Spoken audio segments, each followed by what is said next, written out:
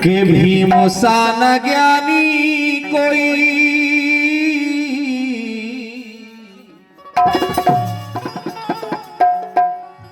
के भीम सा न ज्ञानी कोई, और ढूंढ लो सारे तुम जहान में, ई जहान में, और अमोरी का ढूंढो जाके, और ढूंढ लो चाहे तुम जापान में, जापान में, और तिब्बत चीन अफ्रीका ढूंढो, ढूंढो तुम ईरान, भीम सा नहीं मिलेगा, भीम सा नहीं मिलेगा, भीम सा नहीं मिलेगा।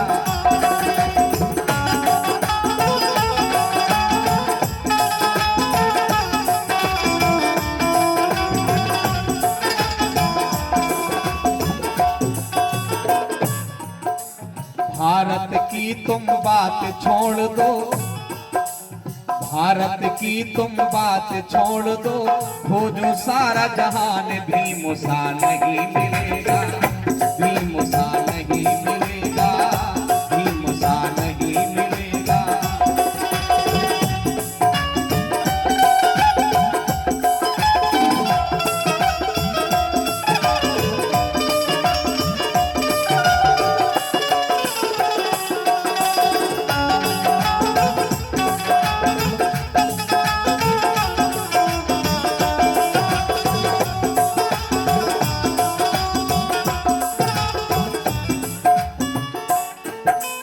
और ये बात जो मैं बोल रहा हूं खुद मन से नहीं बोल रहा कि मैंने बनाई है।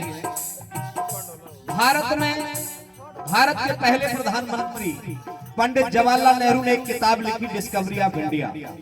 उस डिस्कवरी ऑफ इंडिया में पंडित जवाहरलाल नेहरू ने खुद लिखा कि मेरे जैसे मतलब पंडित जवाहरलाल नेहरू जैसे 500 ग्रेजुएट नेहरू अपनी बुद्धि इकट्ठी कर लें तो भी बाबा साहब जैसा बुद्धिमान नहीं हो सकते।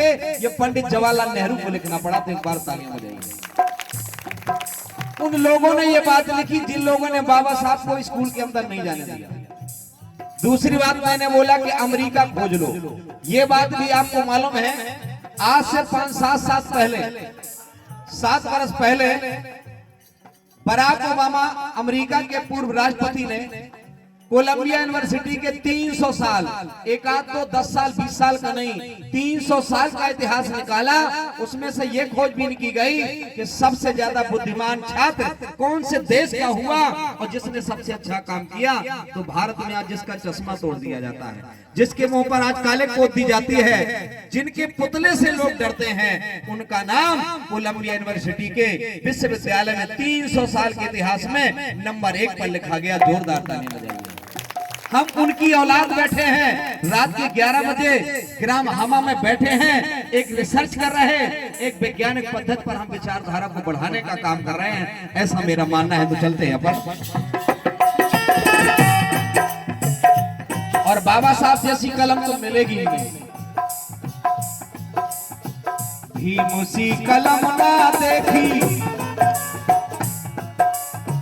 भीम सी कलम ना देखी हमने तो पूरे ही संसार में, संसार भीम सी कलम ना देखी हमने तो पूरे ही संसार में, संसार किया तो बहुत कुछ कलम से काम बाबा साहब ने, लेकिन एक काम अजूबा कर गए। इस देश में नारी को पैरों की जूती समझा जाता था और उस नारी को उठा करके बाबा साहब ने राष्ट्रपति बना दिया। इतना बड़ा अचंभा सारी दुनिया में पहली बार हुआ। लोग सोच के हैरान हो गए कि उस आदमी ने इतना बड़ा चमत्कार कर दिया, जिसको विद्यालय के अंदर नहीं जाने को मिला भारत देश में, बाहर बैठ के पढ़ते रहे। जब नौकरी का नंबर आया तो लोग फाइलें फेंक करके देते रहे, लेकिन उसने इस देश की नारियों को, आधी आबादी को आजाद ही नहीं किया, बल्कि इस देश की विकास के लिए और विरासत का आधा हिस्सेदार भी बना दिया बाबा साहब। जिस घर में बेटी पैदा होती थी पहले उसे अबला कहा जाता था, लेकिन बाबा साहब ने अबला नहीं, बाबा साहब ने हिंदू कोड बिल ला करके बेटी को बाप की संपत्ति में बराबरी का हक दे दिया। उसको तोड़ फोड़ करके लोग अब पेश कर रहे हैं, लेकिन बाबा साहब ने मेरी बहनों के लिए जब हिंदू कोड बिल पास नहीं हुआ, इस देश के कलम कसाई लोगों ने उस बिल का विरोध कराने के लिए माताओं बहनों को ही सामने लाया और उनसे विरोध करवा करके हिंदू कोड बिल को बीच में लटका दिया। बाबा साहब ने कहा, मैं जिस देश में रहता हूं उस देश की माताओं बहनों के लिए अगर कानून नहीं बना सकता और कानून की लड़ाई लड़ नहीं सकता, आवाज संसद भवन में नहीं उठा सकता, तो मेरा संसद सभा में बना रहना कोई जरूरी नहीं। तो बाबा साहब ने उधर छोड़ा था और इधर माननीय बहन जी ने छोड़ा था। बाकी लोग केवल स्वार्थ के लिए बैठे हैं। सुने आप,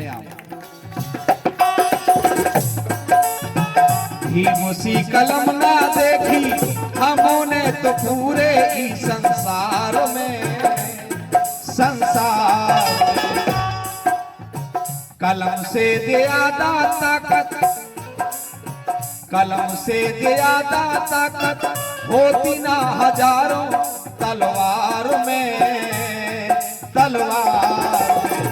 बाबा साहब ने खुद बोला, हजारों हजारों तलवार से ज्यादा ताकत एक कलम में होती है। लेकिन दुर्भाग्य है, हम जिस समय में बैठे हैं आज की सरकारें कह रही हैं सरकारी विद्यालय बंद कर दिए जाएंगे। ये सभी हमारे अपने लोग बैठे हैं, शायद जितने लोग बैठे हैं लगभग सभी लोगों के घर से परिवार से सरकारी विद्यालय में ही शिक्षा ग्रहण किया होगा। सरकारी विद्यालय मतलब गरीबों के विद्यालय, सरकारी विद्यालय माने गरीबों के विद्यालय, और गरीबों के विद्यालयों में अब ताला लगेगा। क्यों? गरीब के बच्चे पढ़ लिख ना पाए। आप लोग विचार करिए। चलिए, कुछ लोग सोचते हैं कि सरकारी विद्यालय में पढ़ाई नहीं होती। एक विचार करिए, सरकारी विद्यालय का जब मास्टर बनाया जाता है उसे कितने एग्जाम देना पड़ता है, और जो प्राइवेट में मास्टर बनाया जाता है उसको कितने एग्जाम देने पड़ते हैं। जिसकी नौकरी कहीं नहीं लगती, सरकारी एग्जाम में फेल हो जाता है, वो प्राइवेट नौकरी करने के लिए आवेदन करता है, फिर वो कितना अच्छा पढ़ाएगा। चलिए मान लेते हैं कि पढ़ा रहा है भाई वो, पर एक चीज बताइए कि जब सरकारी विद्यालय नहीं रहेंगे, आप